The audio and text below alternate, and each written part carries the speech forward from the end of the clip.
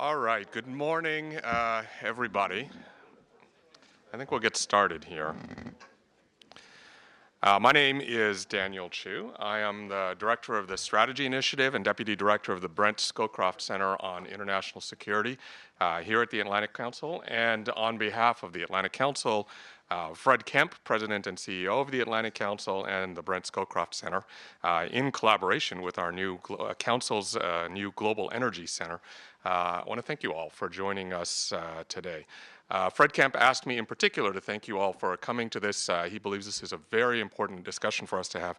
He's traveling right now in the Middle East with Steve Hadley and Madeleine Albright, talking to senior leaders very much about how they see the future of the Middle East, key trends and challenges and opportunities in the Middle East. So this is an issue that is of great interest to him, and he's particularly glad that not only have we convened this discussion, but that you all have joined us for this as well. It's not long ago, my job before coming to the Atlantic Council was doing long-term strategy for the Department of Defense. And it's really not that long ago when we were talking about how high oil prices would be and how, frankly, we did not see an end to it. And if anything, we saw an end to oil, which would then drive oil prices even higher. And the question was, how would we manage that? The question today, even with some fluctuations in prices, is have we found bottom yet? And what does bottom look like? How long can bottom last? And what are the implications in the meantime for us, for the Middle East, and for others around the world? Earlier this week, as you know, giants Russia and Saudi Arabia, alongside Venezuela and Qatar, agreed to freeze production in an effort to try and counter some of these plummeting oil prices. And although this move stops short of cutting oil production, it's yet to be seen exactly whether the agreement, with the notable absences of Iran and Iraq, of course, will make any meaningful headway in even stabilizing the Middle East oil markets. There's been a lot of speculation lately on how falling crude oil prices will continue to impact markets, energy companies, and economies. But I think insufficient attention has been paid to the security and the economic ramifications for the Middle East area as well. We were talking a little bit as we were preparing for this. Not only, in my impression, has the significance of this been underappreciated, but the timing as well. I think, again, there is a sense that there is a long time in these trends, whereas the timing may be far more acute than we might have anticipated. The collapse in crude oil prices clearly has significant geopolitical implications as rivals Saudi Arabia and Iran become further entrenched in conflicts in Iraq, Syria, and Yemen. With economies largely pegged to the price of crude oil, the fall in oil prices will likely result in reductions not only across domestic spending for Saudi Arabia and its Gulf neighbors, but major cuts across funds allocated for defense as well. For places like Libya and Iraq, both in the midst of civil conflict, the fall in oil prices and loss of revenue only further exacerbates their ability to try and stabilize or to manage their political instability. So, our discussion today will focus on the broader implications of falling oil prices for regional security in the Middle East. How will the decline impact the region's already very tenuous security environment? How will low oil prices impact oil-producing countries domestically? And what are the long-term political and economic ramifications of the downturn in crude oil prices? Today's discussion is part of the Atlantic Council's wider effort to address key strategic issues confronting areas like the Middle East and America's role in vital regions. That's part of the work that I do in this thing we call the Strategy Initiative, really trying to foster, encourage, and support more constructive and substantive discussion in broader strategic terms, trying to get away from just chasing the headlines of one agreement versus another and really looking at the long-term trends in a broader way. Since last year, the Scowcroft Center has spearheaded a major campaign on Gulf security after the Iran nuclear deal, and been engaging key stakeholders on issues like upgrading U.S. defense strategy and force posture in the Gulf for the long term. The Council's Global Energy Center that I mentioned earlier launched in 2015 and has emerged as a hub of analysis on critical energy issues across the world. The center's work on Saudi Arabia's energy policy, the emergence of a post-sanctions Iranian energy sector, and the impact of the U.S. energy boom in the Middle East helped to establish it as an important voice on these pressing issues in the region. We have a number of events coming up with the Global Energy Center as well, and I hope that you'll be able to join us for those too. But in the meantime, I hope you will join me in welcoming this really great panel that we have assembled here to the Atlantic Council stage. Starting, of course, with Dr. Salam Fayyad, who has been a very good friend to the Council and is a distinguished statesman with the Council's Brent Scowcroft Center, former Prime Minister and former Minister of Finance of the Palestinian Authority. In the very short time I've had an opportunity to know and meet Dr. Fayyad, I've learned much from his wealth of knowledge and experience. Dr. Fayyad, it's a great pleasure to host you again, and given your illustrious career, we're really looking forward to your thoughts on these issues. Also welcoming Sherry Goodman, an Atlantic Council board director and renowned expert on environment, climate security, and energy. Sherry previously served as president and CEO of the Consortium for Ocean Leadership and senior vice president, general counsel, and corporate secretary of CNA. Sherry, thanks for joining us.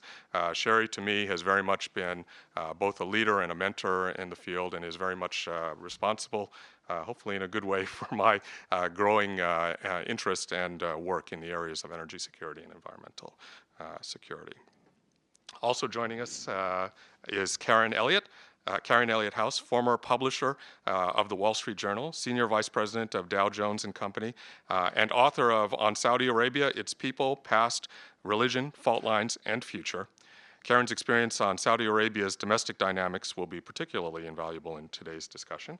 And I should say that Fred Kemp asked me very specifically to say the following to you, and I am doing this, and I'm going to report to him that I did so.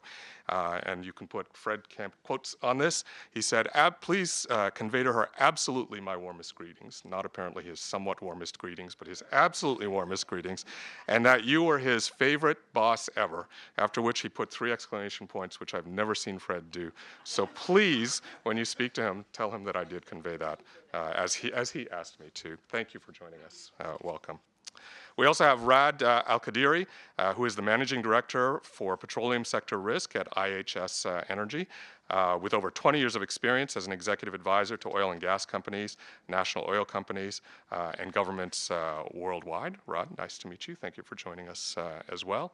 And last, but certainly not least, especially because she will be running the discussion for us today, is Elise Labott, a global affairs correspondent with CNN, and our moderator for today's session. Elise has reported from more than 75 countries and has been at the center of major global events, including, most recently, conflicts in Syria, Ukraine, and Israel.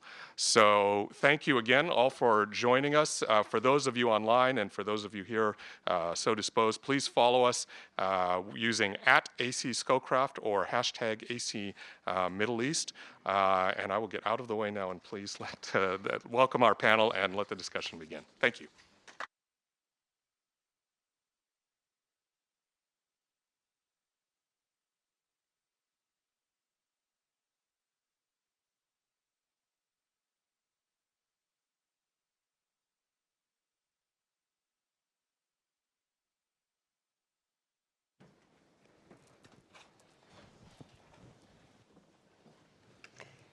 Thanks, Dan, and thanks to the Atlantic Council, and thank you, all of you for joining us. I think we're going to have a really interesting discussion, not just about the political, but the economic ramifications of what's really, truly a historic time for oil prices and the dynamic in the Middle East. I think, Rod, I think what I'm going to do is I'm going to moderate a discussion for a while, and then we'll open it up to your questions, because we're interested to see what you're interested in talking about. Rod, let's just set the scene here.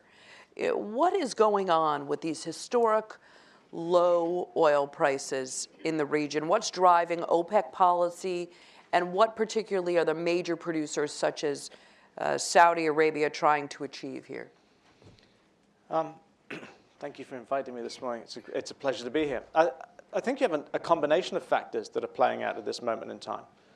Some of them relate to market dynamics and the reality of market dynamics, both long-term and short-term. But there's also a critical political element that's come in that perhaps accounts for where we are right now and where we may go from here.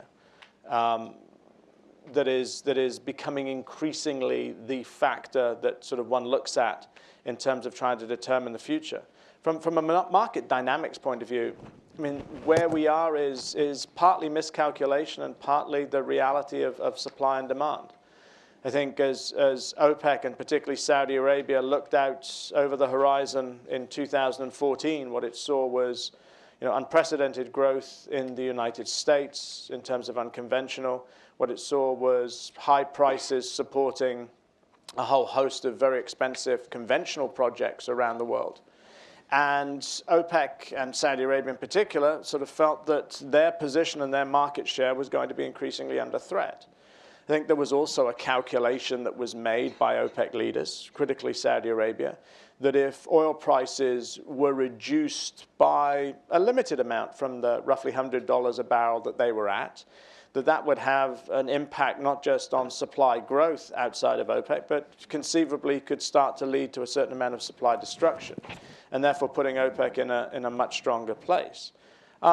I think on the demand side, there was an anticipation that you would continue to see strong demand out of Asia, particularly out of China, and that therefore you would have a situation over a period of a couple of quarters, maybe a little longer, sort of looking ahead into 2015, that would leave OPEC in a very strong position, that would leave Saudi Arabia in a strong position, and in a strong position where they had actually captured more market share.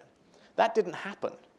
The problem is that particularly the US industry proved to be far more robust, far more resilient. I think there was a lack of understanding as to the nature of unconventionals in the United States, and a lack of understanding as to how it responded, how it was established, that the companies that were predominantly responsible for the unconventional. And we're talking boom. primarily shale here. Yeah, absolutely.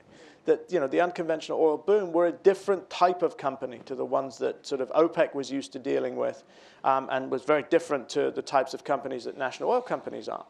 And so you had that miscalculation that drove the price down. But I think that's where we start to sort of get into some of the issues of politics. So while that price came down and you didn't have a sort of large demand kick in China in particular as a result of slightly lower prices, OPEC finds itself in a position where it was caught in no man's land. But I think the key element that has driven it down further has been an issue of regional politics, and it's been an issue of Saudi-Iranian dynamics. And really an uncertainty on the Saudi part as to what the Iran nuclear deal would mean for Saudi policy, and for Iranian oil policy, but also regional competition that's getting more intense, that's getting more violent, that's being fought out on a whole host of different dimensions through proxy wars, etc. But where oil is vitally important, and where the Saudis and other key Gulf states in OPEC are unwilling to respond despite very low prices. In part because of uncertainty about where Iran is going to go with its production, but also to ensure that the Iranians don't get a financial windfall that would come from rising prices. So in a sense, it's putting a fiscal squeeze on Iran. And I would argue that probably more than anything else right now is what is sustaining the very low price, as opposed to sort of seeing OPEC respond and OPEC react in a way that we would sort of associate more traditionally with the organization. Let's pick up on the political dynamic. Karen, right now Saudi Arabia, when you look at how the internal dynamics of a country could be affected by oil, I mean, I think we look, first to Saudi Arabia, maybe the most at-risk Gulf country, the leader of this Gulf assertiveness against Iran. Let's talk about whether that, external threat by Iran is going to have an internal threat to the regime through its oil policies. The royal family is having new challenges with the new hierarchy. There's challenges between the kingdom and the region, and between the regime and the U.S. So let's talk about the risks to Saudi internal dynamics as a result of these low oil prices.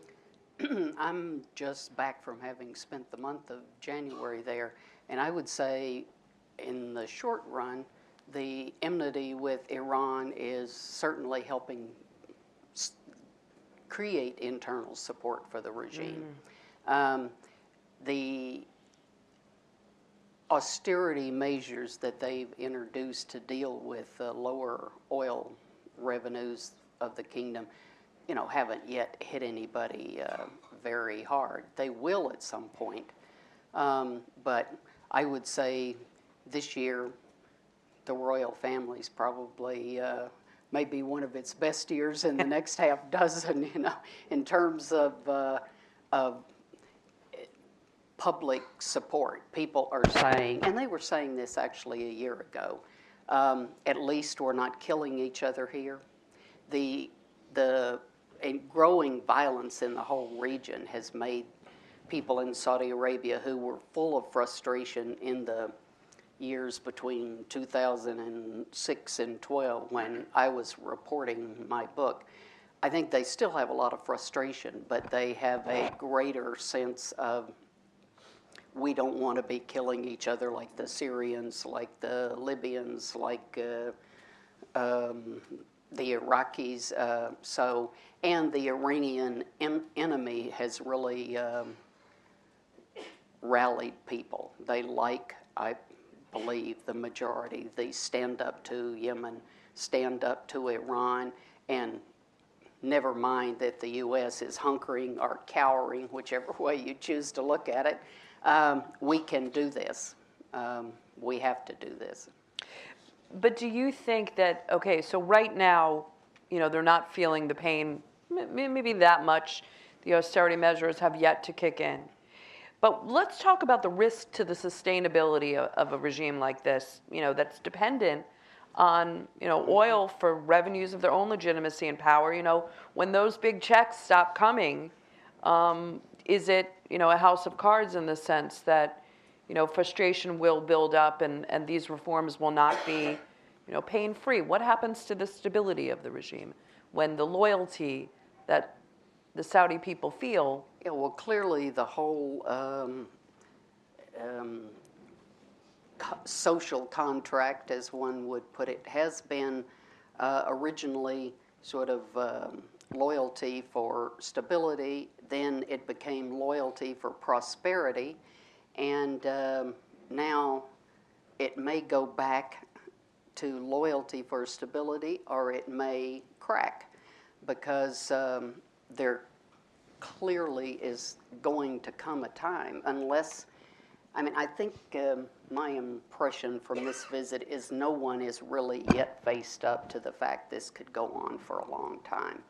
So they keep hoping that something will turn up, as it has in the past. When oil prices are low, you stop paying foreign companies, you do a lot of things, but you never stop paying your people who mostly are working for the government, and you get through it and the price turns up and everything turns out fine. You never have to face. But what they're now promising, Mohammed bin Salman is saying, I read the whole 160-page McKinsey report, and they stress that the McKinsey report is not their policy. But nonetheless, they say we're going to privatize the economy, you're not going to work for the government anymore, you're going to have to make your own way. And if people really do find that to be true, that they are going to have to go through the wrenching adjustment of not having a government job, working in the private sector where they can be fired, that's going to be a huge wrench for the country. But if they get there, then what do they need the royal family for?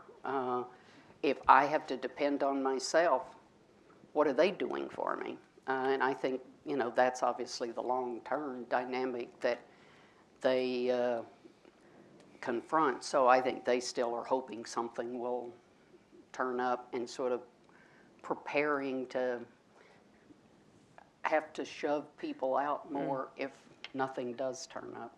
Dr. Fayyad, how does a country like Saudi Arabia and to some extent the smaller nations do that in the short term? Because in the long term it might seem like a feasible policy, but it definitely seems as if the pain will be, if it's not being felt now because of regional dynamics and more Arab nationalism, it's going to be felt. How does Saudi Arabia or more even some of these smaller countries, stop the triage? Thank you. my sense is that under either scenario, one of doing nothing or little relative to what needs to be done to confront the crisis on the one hand, or on the other, to do something to adjust to the new reality of low oil prices, there's going to be substantial pain.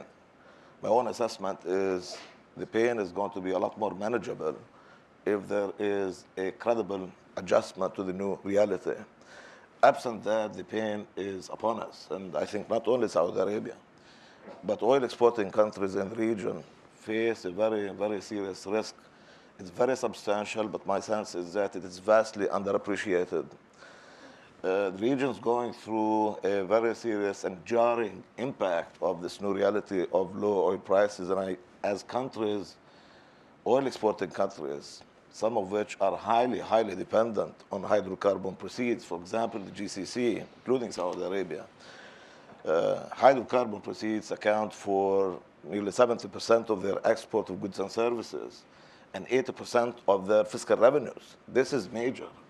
And when you have a reality of the kind that the region is facing these days of low oil prices, and I think from all appearances, one that's going to be for a very protracted period of time, question that comes to mind, one of the first questions anyway, have we seen this before? Have we seen this kind of boom, bust, and bust before?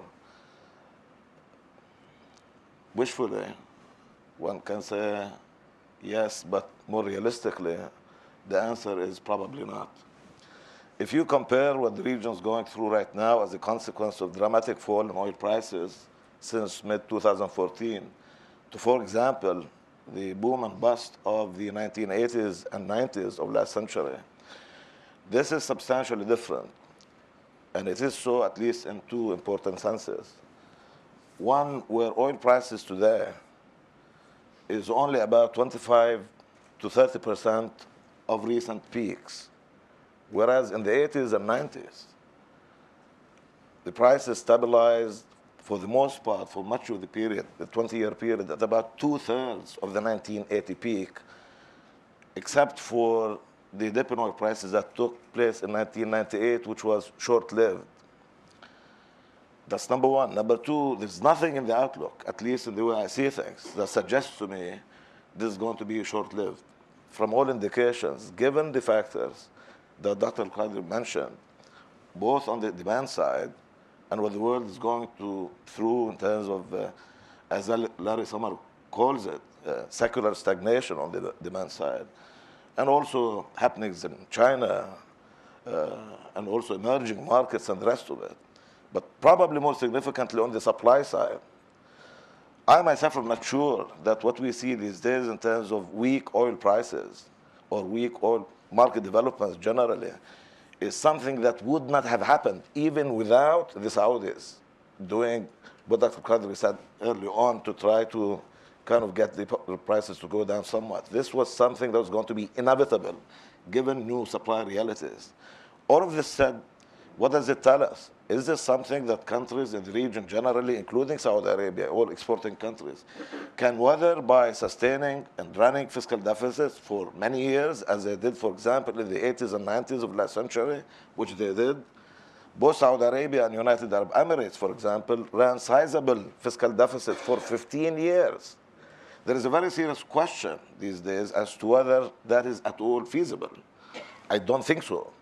And so, back to the fundamental question you raised, is there going to be pain relative to what the social contract is understood to be in the event that countries in the region, oil exporting countries, including Saudi Arabia, embark on the kind of bold, dramatic adjustment, fiscal adjustment that is needed?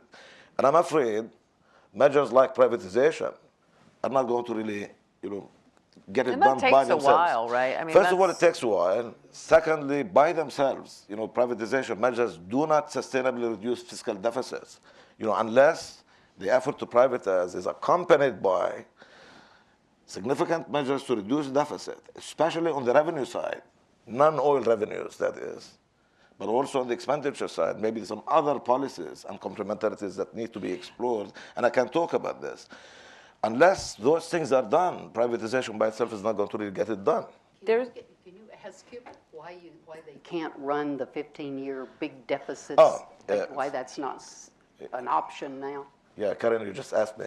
Sorry. Yeah, it's But he okay. said that, and that's a No, it's big okay. thing, I think. I think, for one thing, fiscal space, if you will, that countries have, given the new realities of oil markets, has shrunk substantially. Actually, the 80s and 90s episode, again, for one thing, yes, prices dipped substantially around 85, 86 in particular. Many bad things happen. But for much of the period, if you look at the price developments, you will find that prices stabilized about 2/3 of the 1980 peak. Where are we today is 25%, maybe at most 30%, notwithstanding the bump in oil prices over the past 48 hours in connection with this agreement to constrain output. At what level? January of this year level, which was not low. So then I think, given the oil boom of the 70s and the rest of it, countries had some space to begin with. It was first such experience, if you will.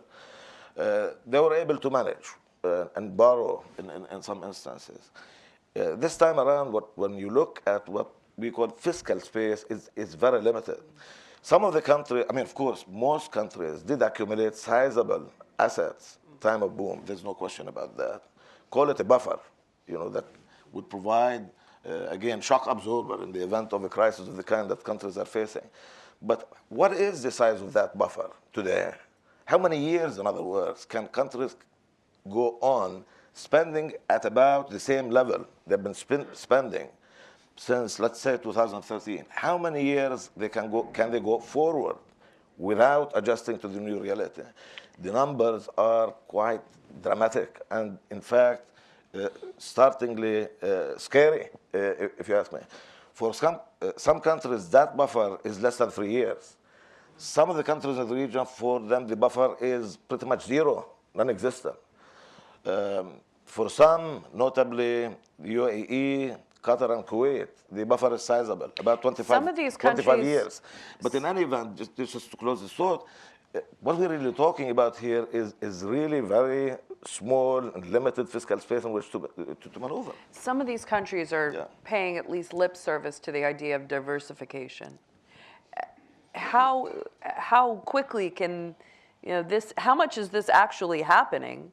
Because we were talking before the session that maybe it's not as much as people think, but how quickly could it happen if these countries chose to diversify in some of the other areas they're going to need to over the coming years if this is a long-term trend? It is a long-term trend, and countries will definitely need to invest seriously in order, in the direction of producing more diversification. Some have achieved greater measure of success in this field than others. Notably, the UAE, for example, was reading some statistics about certain developments, including in tourism, for example, economic activity. Dubai airport last year was the busiest in the world. 78 million people passed through it. This is quite substantial. However, even though there's progress there, I think what is masked is the reality of the extent to which the direct impact associated with the reduction or decline in oil prices it is understated by the significant macroeconomic financial linkages, including in the UAE.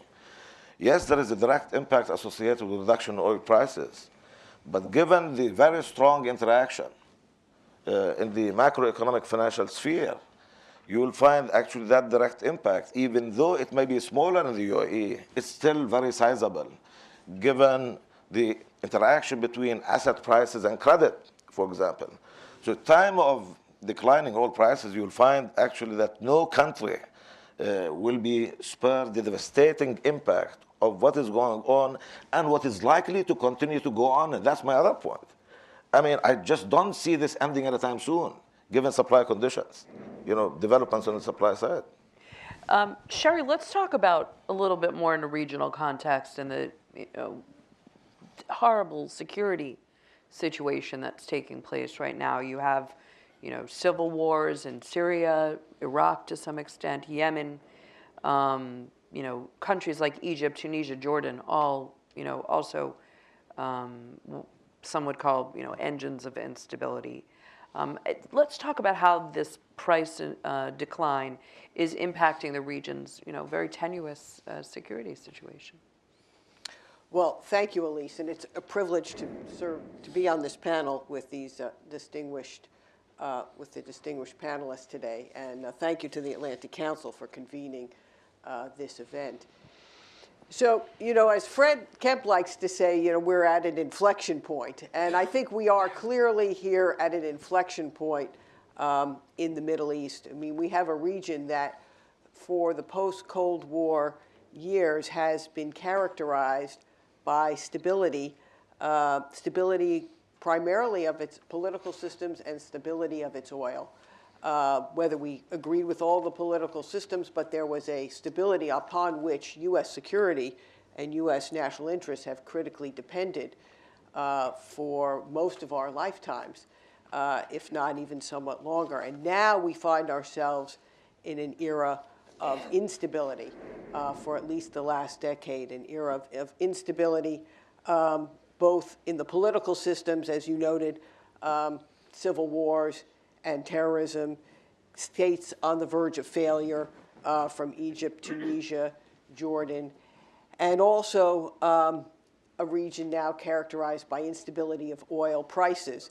And although certainly we are not at the end of the hydrocarbon era, we may be at the beginning of more diversified economies and possibly ultimately more diversified political systems in the region as well. And so that leads us into a whole new era. And that diversification to me is quite interesting because we've always thought of, we've characterized, and I see some of my fellow CNA Military Advisory Board members here, General Wald and Admiral Gunn, and we've spent much of the last decade trying to think through the connections between natural resources and security. And certainly we live we always characterize the Middle East as a region flush with oil, but scarce in water. And now we see that other natural resources have an important role to play in the future and the future stability of this region. And I would mention water, in particular, because water scarcity is not only, it's not only an economic and humanitarian challenge, but it does have geostrategic impacts, and it will in this region. Because countries like UAE and some others have begun to really appreciate that, and I think integrate that into their growth policy. But as supplies of fresh water dwindle, states are beginning to jockey for access to them. And, we already see this happening in Egypt, which has squabbled with Ethiopia over its construction of the massive hydroelectric dam on the Nile. And we see that food and water are increasingly going to be elements of the geostrategic equation as well as oil in the region. Rod, obviously Saudi Arabia has a major advantage here, twice the oil reserves, 3 times production capacity than Iran.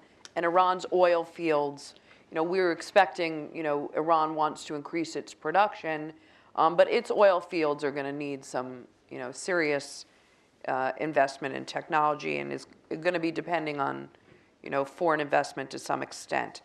So given the fact that, for instance, Iran is a global leader in natural gas that Saudi Arabia is going to need in the future, do you think that there is a kind of win-win here? Is this an area, to kind of turn these tensions into economic cooperation? Can, Saudi Arabia make some investments in Iran's oil infrastructure where Iran, helps Saudi Arabia, for instance, with natural gas? I see you laughing a bit, but... No, I'm laughing only because the region is full of win-wins that it manages to lose-lose. So, and I think, Saudi Iranian relations are at the forefront of that right now. But let me answer the question in a slightly different way, which is another way to say I've got something to say. And it's partly a counter-narrative, but it goes to sort of all of the comments that have been made by my colleagues here. And the counter-narrative is perhaps this. The region is going through a turbulent and very dangerous period. But those dangers may be more fundamental, and they may be more immediate than we realize, and they have nothing to do with oil.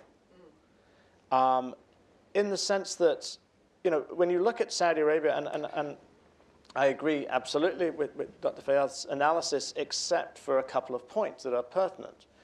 One is that when you look at the situation that Saudi Arabia is in right now and the Gulf states are in right now compared to the situation that they were in 1998, 1999, there is a fundamental difference. And it's one that gives the Saudis, despite the increase in non-discretionary spending that the Saudis face, it gives the Saudis tremendous leeway that they didn't have before.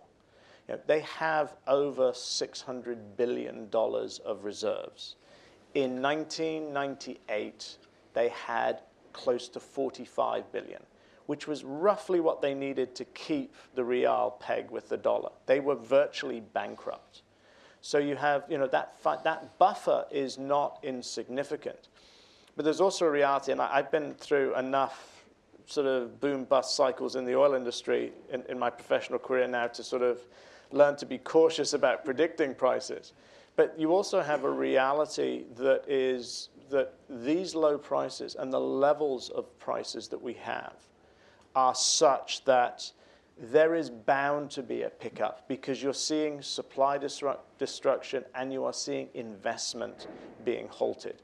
So as you get to the end of this decade, it could be that as much as 5 million barrels a day of anticipated new supply that was there sort of on the books to be invested in won't get investment. What about the increase, though, in not only Iranian but Iraqi and Libyan oil? But again, go back to that, and this is where low oil prices play in. You have to have companies invest and countries invest in this. Iraq's a great example. Now, Iraq has been sort of at the high, the forefront of everybody's poster child for production increases over the last, well, certainly through 2015. There's a lot of fuzzy maths in that. 700,000 barrels a day or so of increased production, of which 550 came from the north, which was either shut-in production or Kurdish smuggling that was put on the books formally. What you actually had in terms of real increases in production, in terms of what went to market, was probably sort of closer to 150, 200,000. That's not insignificant. Iran needs investment. Libya needs investment. And under the current circumstances, this is the point about the security, under the current circumstances, and with countries unable to pay companies to invest, you're not going to get the increase there. But think about this from a slightly different angle in terms of low oil price and what it means in terms of some of these dynamics. And if you do feel like Saudi Arabia, I suspect, feels that it has a certain buffer. What you have is a set of regional powers, Saudi Arabia, Iran, Turkey, Israel to a lesser extent, that are fighting a regional war for influence. And at present, it is a zero-sum game. It is not about managing crises in Iraq, in Syria, in Libya, in Yemen.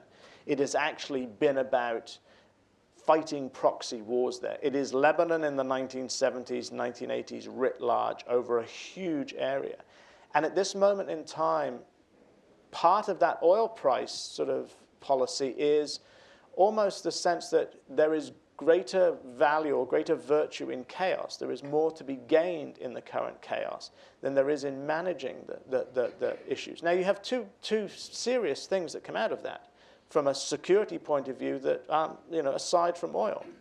One is that at this moment in time, you are threatening the boundaries and the territorial integrity of a variety of states that will be very difficult to put back together again. It's very difficult to see Iraq or Syria looking the same in 5 years as they did 5 years ago. And that's critical.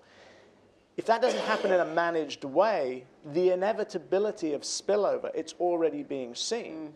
So there's no containment policy.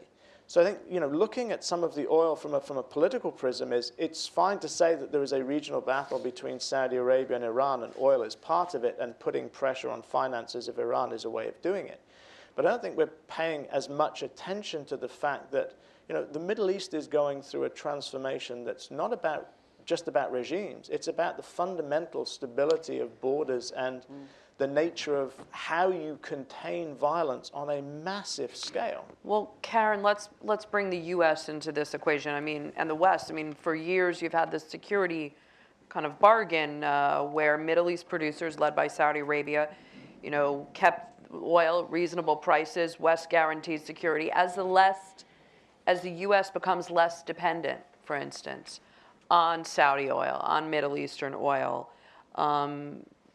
what does that do to the dynamic where, for instance, the U.S. has been charged of abandoning the region, and do these producers look to other powers such as China, such as India, to not only as consumers, but to guarantee security, protect sea lanes, and do they look more towards an Asian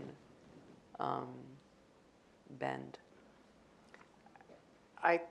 One of my most firm impressions from this trip is the Saudis have pretty much given up on the U.S. They would like us to do more, but they do not believe it will happen. The question asked most frequently, actually, was, does Barack Obama represent the United States, or is he an 8-year aberration? While I have many complaints about Obama's performance in the Middle East, I'm not sure that the American public is interested in a much more assertive role in that part of the world. So I think, the Saudis seem to observe everything you described and have the view that somehow we have to keep Arabia out of the chaos that's going on in all the rest of the Middle East as the historical borders drawn by other people come undone. Our borders weren't drawn by other people. We can hang on to this. We can, if we don't allow a situation to develop in Yemen, for instance, where the Iranians are asked to come in, and thus the world says they were invited by a, quote, government, so nothing we can do about it. I just think the Saudis feel under enormous pressure, but I personally don't think they're panicked. I think they can find a way to get through with their $600 billion, with cutting things back, cutting King Abdullah scholarships, raising oil prices, cutting electricity, taxing land that's not developed, charging more to people that make the pilgrimage to Mecca, that there are means of bringing in money, developing other industries, which is long-term, but that is, if they can just keep showing a path forward, if something doesn't turn up, that they can keep their people at least calm, because when you look out your bars, the rest of the world is eating each other. So inside your Saudi prison, and you can fly out to other places, but inside your bars, at least you're not killing each other. Sherry, what do you think of that? I mean, not only in terms of can they hold out? Can the Saudis hold out politically? Maybe not. We can talk about economically, but politically, can they hold out? And what about this idea that maybe this long time, decades-long security bargain with the U.S. as the U.S. becomes less dependent on Saudi and Middle Eastern oil dissipates? Yeah, I think you made a really good point earlier that the global markets were surprised by the resilience of the shale producers and their ability to adjust to changing conditions. And many say now that the U.S. has become the swing producer of oil. And so that, I think, has had a dramatic impact. The U.S. now thinks of itself as an energy superpower in a way it didn't, both from the shale revolution And also we're, the planet is on the verge of moving into a clean energy era, a cleaner energy era. Hydrocarbons will of course continue to be important for our foreseeable lifetime, but I think there will be increasing diversity in energy sources. And then the money to be made from those alternative energy sources, whether it's gas or whether it's renewables and other technologies not on the horizon yet. And so I think we see the collapse of the post-war Arab state system seems to be on the horizon. And it's really not a question so much of whether, but when. And I think as you see, the Saudi perspective, which Karen so well described, reflects that there's uncertainty and instability is the new normal in the region. And, the Saudi perspective is that the U.S. is uncertain and we don't provide the modicum of stability to the region that we used to. But I think that goes part and parcel to sort of changing global dynamics. And you also see now increasingly it's really not just about the West and the Middle East, but China and India increasingly are important actors in the region. And so, then I think this leads the U.S. to at a place where it really needs to understand increasingly the risks. We have a major force posture in the region. There's a lot of uncertainty increasingly associated with the U.S. force posture in the region, the ability to project force and the ability to rely on the bases, Bahrain and the other hubs of U.S. presence in the region. And so there's a lot of work that is being done and will continue to need to be done in order to project force, even if the U.S. does not try to lead a major reform, but just tries to protect its vital interests between protecting against terrorism, protecting its remaining oil interests in the region, and of course Israel as a critical ally. The Saudis, I might just add on that, have started this 34-nation Islamic coalition. The president of China was there in January. There are reports that King Salman's going to Russia, and the Russians have said the king is saying not so fast, but they clearly are engaged in major outreach. I mean, there's some head of state or foreign minister in Riyadh virtually every day in the month I was there.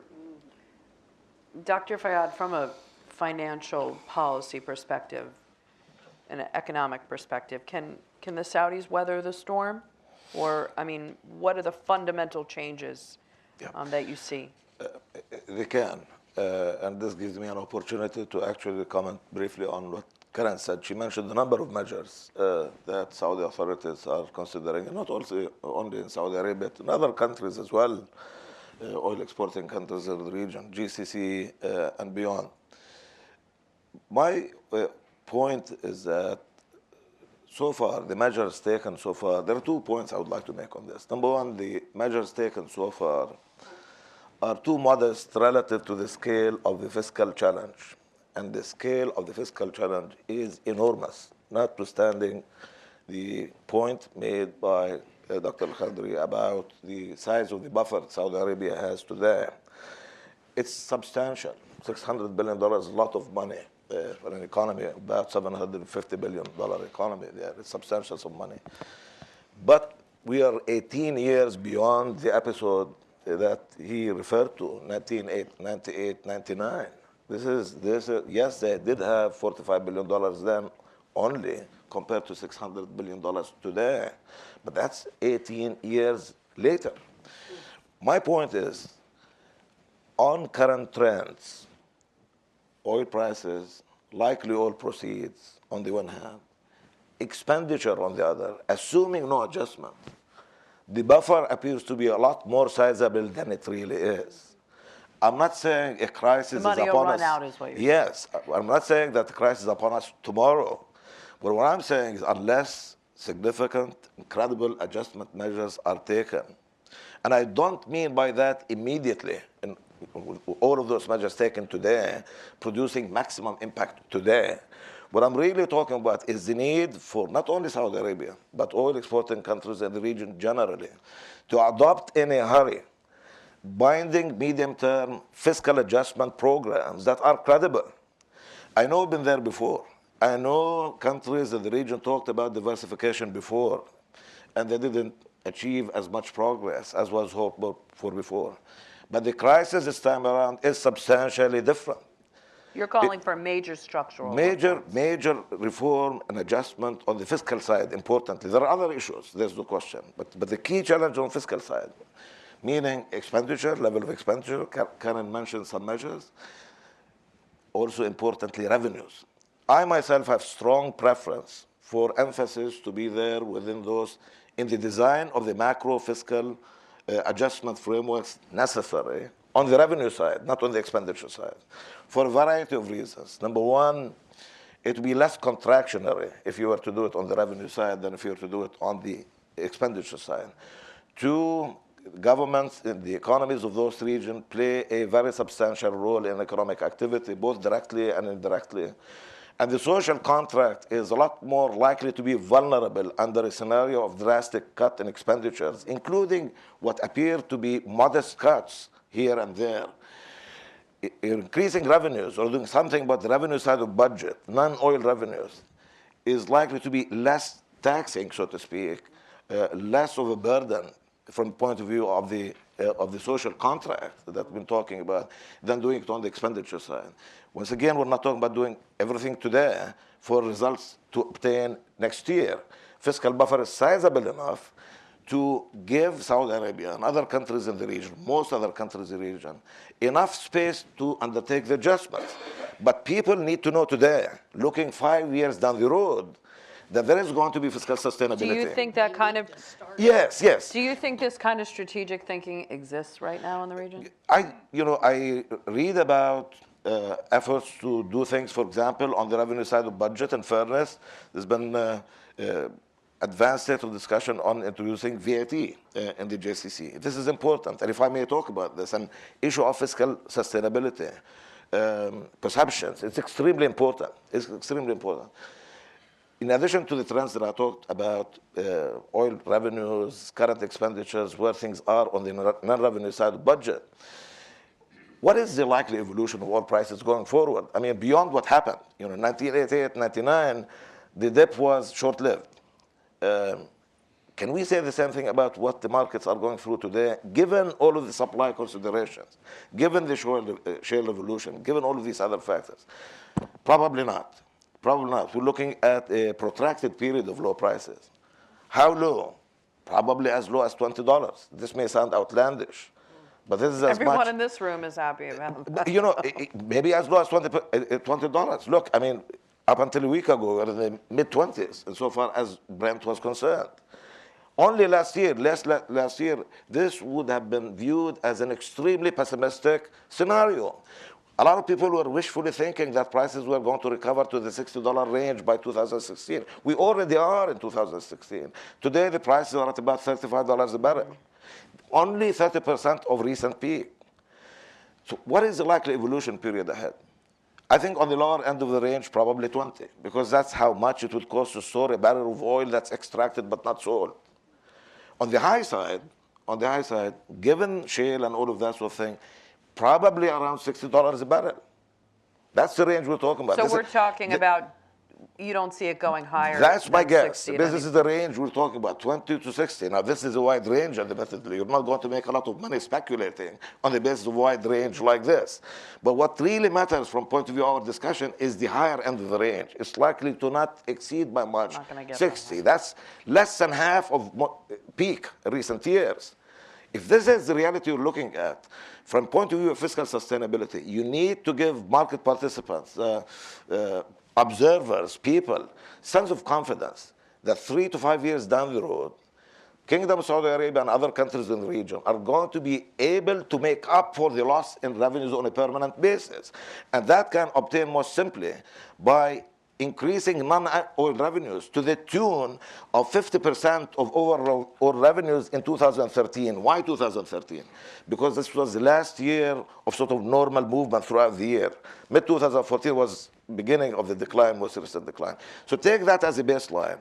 Target increasing your overall revenues from non-oil sources so that they would constitute over time 50% of overall take, then everybody would have confidence today that you're going to be fiscally sustainable. Now, this may sound too much, and it is. There, I think VAT is definitely needed, most definitely. Beyond anything, that's the most important thing. Many things have undergone a lot of modernization in the GCC region, not tax regimes, income tax, for example. What about that? Property taxes. These are important sources of revenue, but most importantly, VAT. To the extent to which countries, including Saudi Arabia, would wish to do less on revenues, they would want to do something on the expenditure side. And that there may be some inefficiencies here and there, which countries would be, well advised to get rid of.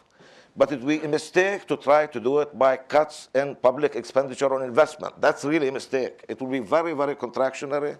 It would disturb the social contract that we were talking about. And thirdly, there need to really be, I think, there needs to be some consideration given to the appropriateness of continuing to maintain a currency peg in an environment of the kind that these countries are going through today. I know that this is an open meeting. I'm not talking about devaluation today or anything like that. I'm not even talking about allowing currencies to depreciate. But there is a serious question as to whether it's advisable to continue to maintain the peg per se under conditions of this kind.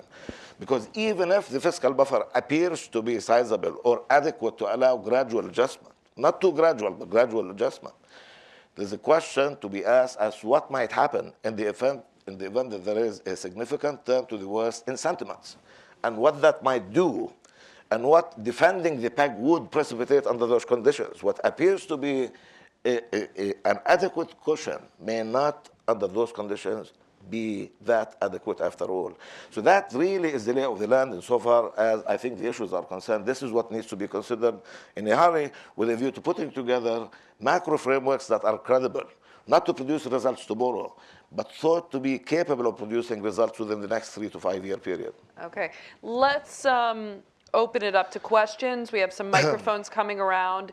If you could identify yourself and keep your question to a question, so we can get as many as possible.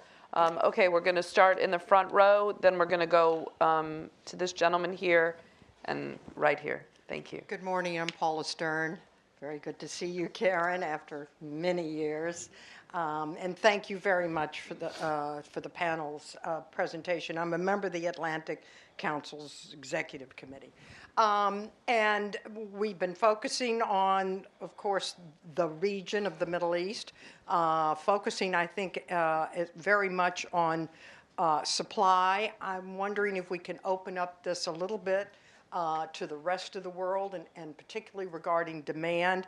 There was one reference to China and slowing growth, and I would like you to kind of put this in a broader context, put this discussion in a broader context with regard to worldwide demand and what we're emphasizing. And then I have a specific question about sovereign wealth funds and the degree to which they are obviously being impacted, but how concerning within the worldwide macroeconomic supply and demand situation is the viability of some of the sovereign wealth funds. Thank you. Rod, why don't you take the issue of, are we moving more towards an, as the U.S., as we're talking about, put it in a broader context, particularly in terms of, is Asia, maybe one of the new markets, right? When you look at oil markets and conventional sovereign wisdom wealth in terms of oil market analysis, is that Asia is going to be the place of growth.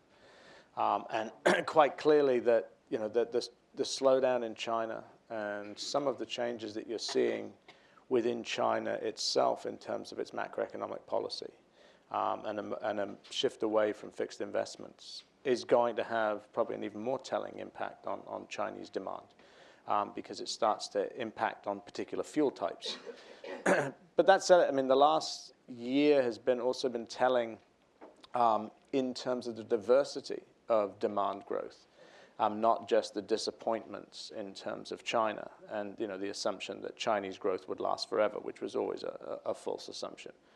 And I think what you saw last year was not unsizable demand growth out of countries like India, other places in Asia that have managed to sustain a fair amount of growth, also sort of adding to that slate. The Middle East itself being a strong demand growth center. And going to Dr. Fayyad's comments about sort of the impact that sort of various measures might have in terms of a contraction or a contractionary effect on Middle East macroeconomics, you may see sort of some move into that. But the reality is the Middle East has been an important demand growth area as much as it's been an important in terms of supply over time. So what that means is that, yes, there's been disappointment, but what you haven't seen is an absolute collapse in demand. What you haven't seen is the slowdown in China hitting demand to the levels that, I think doomsayers may have anticipated, that if China goes down, then demand growth around the rest of the world goes down. It just hasn't been that case. What's been more interesting is that low oil prices haven't necessarily led to a demand kicker. Normally you would see some sort of knee-jerk reaction in demand and it would increase. I think that's probably more telling in terms of long-term fundamentals. But at this moment in time, you haven't seen that. So, you have a world that is, in that sense, is out of balance in terms of supply and demand. But it's also out of balance in a way that, is not beyond the pale in terms of providing reinforcement for prices over the medium term, both by politics in terms of OPEC, but also, as I say, what the impact of low oil prices now does to investment. This is a secular business for a reason. And part of that is if companies don't invest, then you don't get growth. And in some cases, you're going to get demand destruction. And if that, supply destruction. If that happens, it alters the balance and you start to see a situation in which you could have support for higher prices on a more sustainable basis. Dr. Fayyad, you want to quickly just take the issue of sovereign wealth funds? A, can they help weather this storm? And B, is there a concern here that they'll run out? For sure they can, both directly and also in terms of enabling countries to borrow against the available funds and all. And some of this happens. I mean, probably it's happening as we speak because there's no way I could. Well, there's been a major swing in the finances of countries in the region to the tune of 15 percentage points of GDP in 2015 relative to 2014. I mean, when you have that kind of jarring impact in your fiscal position, clearly you're going to dip into the reserves and or borrow against them. And the combination of the above, I think, is likely to continue to need to take place for a few years going forward. The question is how far can you really go down that path without beginning to adversely impact perceptions about your sustainability. And that's why, in addition to everything else that Kingdom Saudi Arabia is considering, like privatization and all of this has to really be done in the context of a credible and convincing macroeconomic adjustment framework on the fiscal side. I mean, I cannot really adequately emphasize the importance of this particular issue. If that is done, then this can be weathered, and it would contribute to diversification that we're really talking about. If somehow, the market participants were to get to the point of believing that 5 years down the road, GCC countries, oil exporting countries in the region more generally, would be fiscally sustainable on the strength of a rise in non-oil revenues to the tune of 50% of their overall revenues, then what is the problem? In my view, there'll be no problem. And that improvement doesn't have to happen today. All that needs to happen is for people to believe that that is going to happen. And that does require, beginning to do things in a hurry to avoid those kind of really effects. if I may comment on state of the economy, I agree. I mean, we're in a state of weakness. I mean, some expecting actually even global recession that we may be heading. Maybe that's too gloomy, but we are in a state of weakness. And insofar as industrial countries are concerned, the United States included, certainly, Europe and others, it appears as though those countries have entered into a phase of very low growth. That is when they grow. These are really the main engines. GCC, as Rad said, accounted for significant, a portion of global demand that's not insignificant. I mean, today, if it were one country as a bloc, it would be ranked about 17th economy in the world. I mean, that's quite sizable. But I mean, that once engine of growth for regional economies, oil importers and the rest of it, and global economy, how can it really be a performance function of an engine growing at about 2% annually? I mean, that's very low. That's extremely low from the point of view of social contract and everything else. This is the lay of the land that we're really looking at. Thank you. Yeah. Good morning. My name is Rob Mossbacher. With the exception of 3.5 years as head of OPIC, I've spent my entire life in the oil and gas business as chairman of a small independent and on the board of a large independent. That large independent just about 2 weeks ago announced we were cutting our capital expenditure from $4 billion to $1 billion. This is going on all over the industry, not just in the United States, but across the world. And then we've already touched on state oil companies that have lower revenues and less capacity. And so I would like us to offer slightly counter-narrative, Fayed, to what you said in terms of how long will this low last. It may stabilize lower, but I think the Saudis, by helping feed this, have actually helped drive a price down to the level where the cutbacks in investment are so sizable and so irreversible in the short term that you will actually end up with a bridge between demand and supply. And we have a bad history in our industry of sort of stampeding in one direction until we've practically gone off the cliff, all of us, and then we stampede the other direction, and we forget about the middle. So I guess the point I would make is I think that there is actually a shortage coming. Nobody can say exactly when, but I'd say sooner rather than later because the declines on shale production are quite sharp in terms of level of production. So I look at 17 as a year where there could be a fundamental shift in the perception of supply and demand, which will result in a higher increase, which is not frankly, what the Saudis want. So I think they've overplayed their hand. Okay, I'm going to take one more question over here, and then we'll take both of those. I'm Harlan Ullman with the Atlantic Council, and I wanted to thank the panel for its optimism. I hope that you're correct, but I don't share that optimism. My question really is for Karen House. As you know, you talked about the Saudi coalition of 34. Some say that this would make CENTO and CETO look like the 82nd Airborne in comparison. As you also, would make the Southeast Asia Treaty Organization and the old CENTO organizations look like the 82nd. In other words, this is a papier-mâché organization. As you also know, they're having a huge exercise right now in northern Saudi Arabia. Why do you think the Saudis formed this?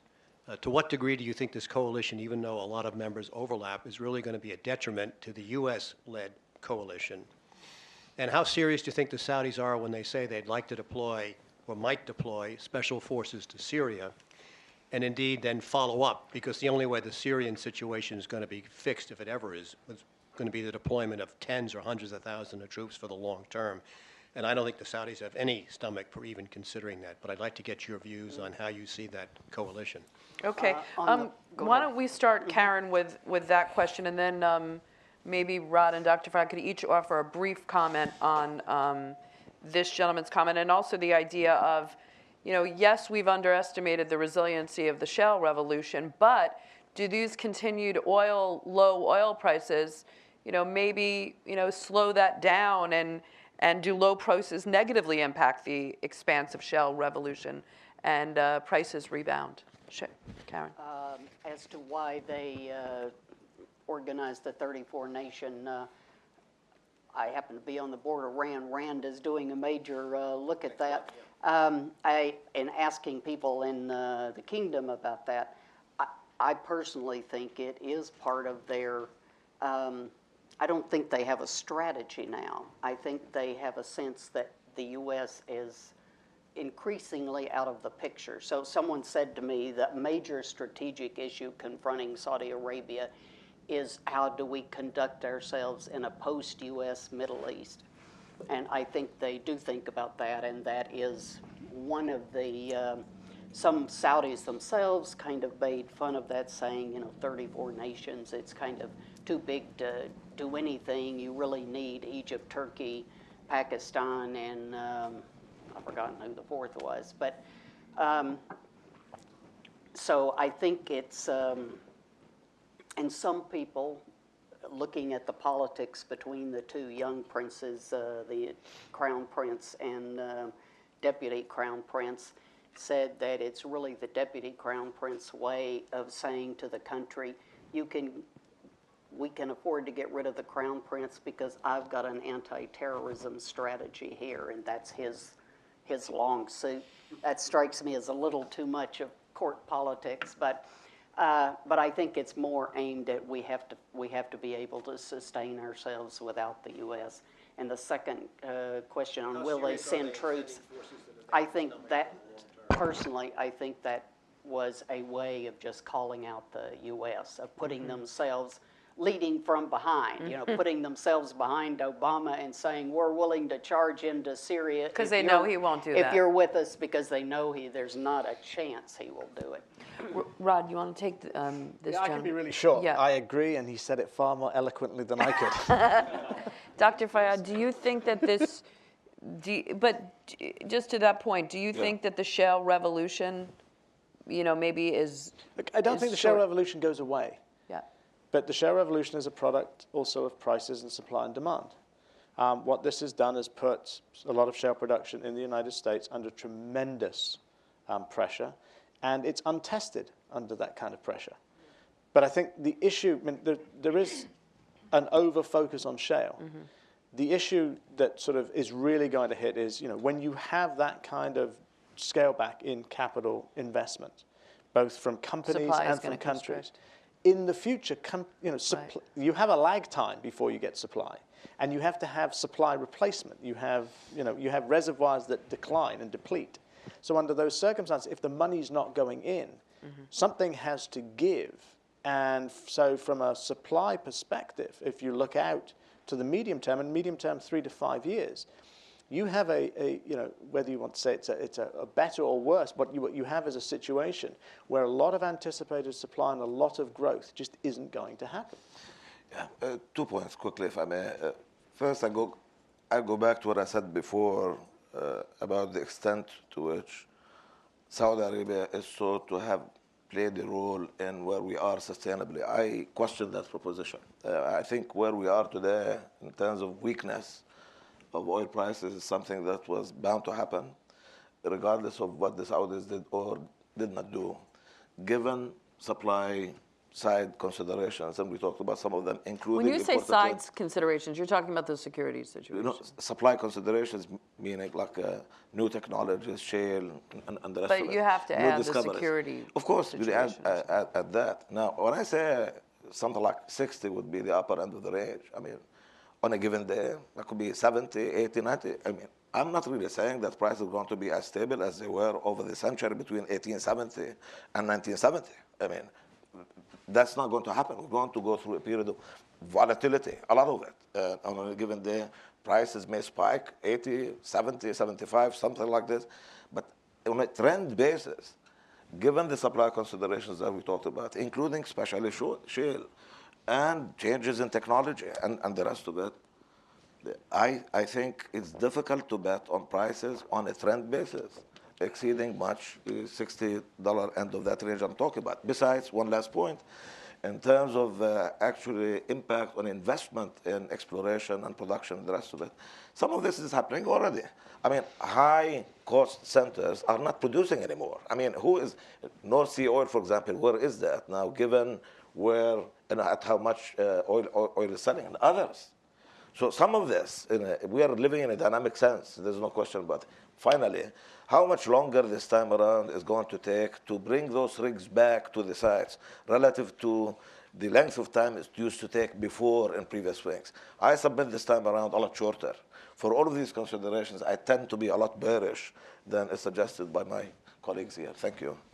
Sir. Chuck Wald, I'd say Deloitte and prudent, Atlantic prudent. Council Board for Karen or anybody. First of all, fascinating. Everything's, I think I agree that there's all these dynamics playing. There's a reality to me. We produce about 10 million barrels a day in the United States, I think, last I heard. Somebody can correct me around there. Yeah. We use 22 million barrels a day. We have 250 million cars in America. We have half the oil in America that we need. So, I mean, all these ideas we're talking about, shale, all this, the reality is we're stuck until we replace another 12 million barrels. So, I mean, I get all the dynamics of the economics and climate, but how do you square that? I mean, we have the rhetoric. The narrative right now in America is we're going to be free of oil dependency, and we don't have to have all these things. So can you comment on that? Well, I used to cover energy for the Wall Street Journal right after the embargo, so 75 to 78. And, independence was always the goal and always just sort of a decade away. And it's always been thus and always will be thus. So the idea of independence, I think people need to really get a grip on. But obviously the producers have to sell, so we're not desperate. But I think the idea that just because we don't need oil, we can wash our hands of the Middle East. And, the American public mood is getting much tougher on Saudi Arabia for executions, for the way it treats women. I mean, there are just a lot of people who say you shouldn't associate with people like that. But I think we do have to have some friends, some allies, if not friends, in that part of the world. And we're kind of assuming we don't now. Sherry, why don't we introduce the idea, of renewables? We say that we're stuck, but, over the long term, I mean, clearly we're not anywhere there yet, but the International Energy Association projects renewable energy by 2025 is going to account for nearly half the increase in global power, wind and solar making up about 45% of that expansion. So, we may be stuck in the short term, but how stuck are we over the long term? Right. I think that's a good point. I mean, Chuck, certainly, from the work we've done together, we know that in the near term, yes, the U.S. continues to depend on imported oil, despite the contributions that have been made by the shale oil revolution in the U.S., which has been a great thing for our country.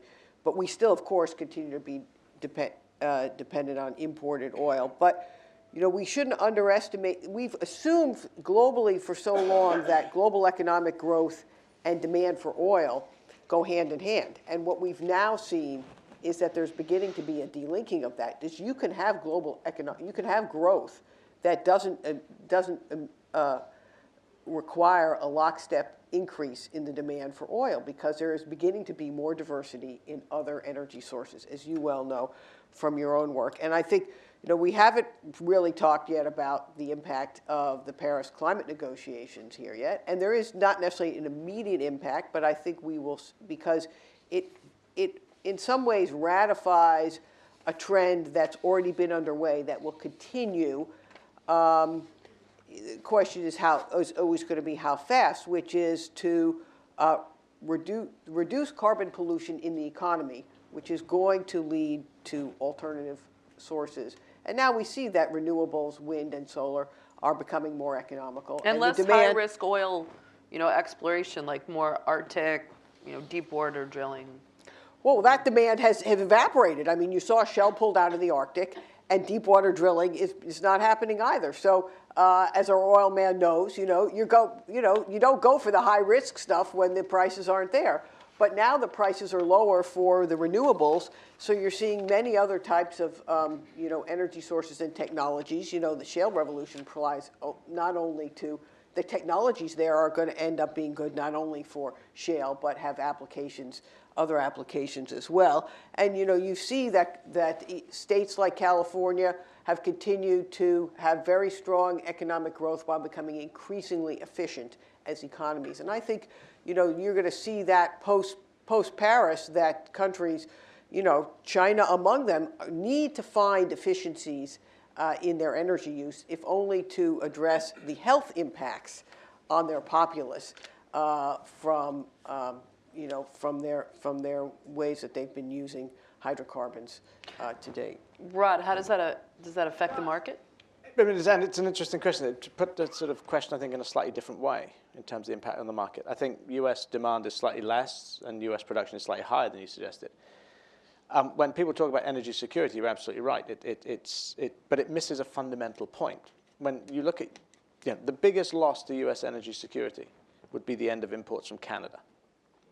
You know, when you look at where the U.S. gets its imports from, 3 million, 3, 4 million. exactly. So you start to look at the Middle East, and the Middle East, in terms of absolute numbers, is nowhere near as high as it's been, I think, in popular perception and some of the comments that you get from USG from time to time or from Congress. But that doesn't mean that the Middle East isn't important. And I go back to my point about, you know, what's happening in the Middle East right now and where it's happening. If the civil war in Iraq gets out of hand, further out of hand, you know, you have 3.5 million barrels a day, 4 million barrels a day of production. Oil is fungible, and where the impact on the U.S. economy could come hardest is not from an end of imports or sort of disruption of imports, but it is something happening in a region, in a producing region, that sends prices skyrocketing, and something way beyond anything we've seen. And we are at, I mean, the clear and present danger in the Middle East right now is that these civil wars get out of hand. And if you look at the maps, and if you look at where oil pipelines are, oil infrastructure, oil production is, it's a scary thought when you start to add up that level of production. And again, you know, this notion that, and I think Karen mentioned it, that the Saudis have in their minds a confidence that their borders weren't set. Well, in the north and the south, they were. The borders in the middle weren't. I mean, Iraq, Kuwait, Jordan, their northern neighbors, all had borders that were set and all had borders that are potentially going to be under threat. So how you manage, how you can contain that crisis and stop it from blowing up more globally or more regionally, I would suggest is probably the biggest threat that we have out there, and it's one that doesn't get as much attention as everything else. The Saudi wall between them Exactly. and Iraq will be as effective as the Maginot Line. Absolutely. It's Well, sand. and Libya too. I mean, things are blowing up in Libya, so I mean. But, you know, it's sandcastles. I mean, how big a Right. sandcastle are you going to build? I would like to make one fast point on the younger generation in Saudi Arabia, because I do think, whether it's Mohammed bin Nayef or Mohammed bin Salman, that there is going to be an energy and assertiveness, even though they're very different personalities. There seems to be a much more forward-looking economic Mohammed bin perspective. Salman yeah. is clearly more of a risk taker, and some say naive and unwise, but he is willing to push the envelope. Mohammed bin Nayef is obviously more kind of restrained and thoughtful, maybe. But I think that there is an energy that will be there, that has been missing for at least 25 years in that country. All right, well, I'd like to, unfortunately, we don't have time for any more questions. We're running a little bit late, but I want to thank the Atlantic Council and all of our panelists today. I think it was a really great discussion, which you don't hear that much about, the impacts of energy and oil in the region and how that impacts the global markets, and particularly the U.S. So a lot of food for thought. The Atlantic Council and the Scowcroft Center have some wonderful papers about this on their website, so I encourage you to follow up there. And thank you very much.